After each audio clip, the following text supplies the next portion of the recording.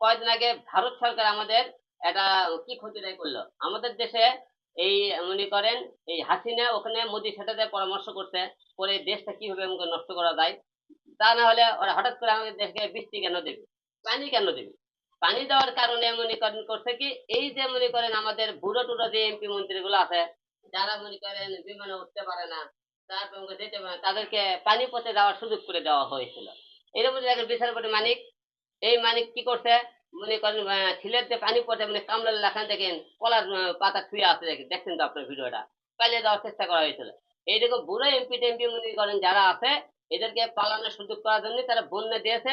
এই বন্যের পাইতে নৌকো ডেঙ্গে ডেঙ্গে মাছ মারতে মারতে তারা ভারতে যাওয়ার চেষ্টা করতেছে। এর মধ্যে আমাদের আরাফাতক বলে এরকম কোনো চেষ্টা করা হইতেছে যে আমি জানি না।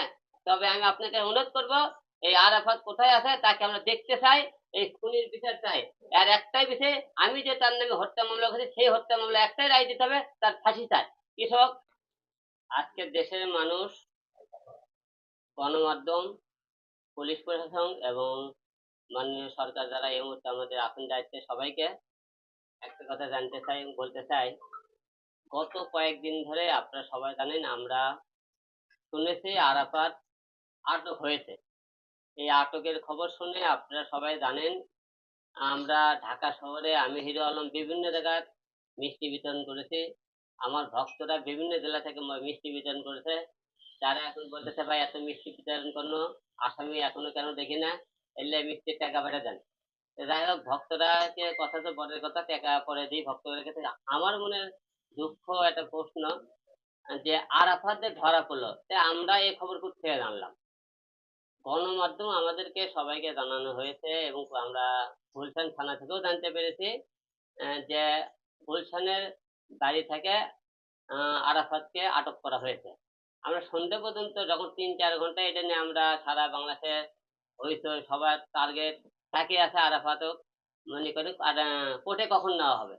সন্ধ্যের পরে আমরা একটা গুজব শুনতে পারলাম যে আরাফাত ধরা পড়েনি। তো এই নাটকটা কেন করা হলো আমাদের সাথে আমরা জানতে চাই। আরেকটা বিষয়, আরাফাত দেশে আছে আমাকে নাকি কারো সহযোগিতা ছাড়া দেশের বাইরে চলে গেছে, এটা জানতে চাই।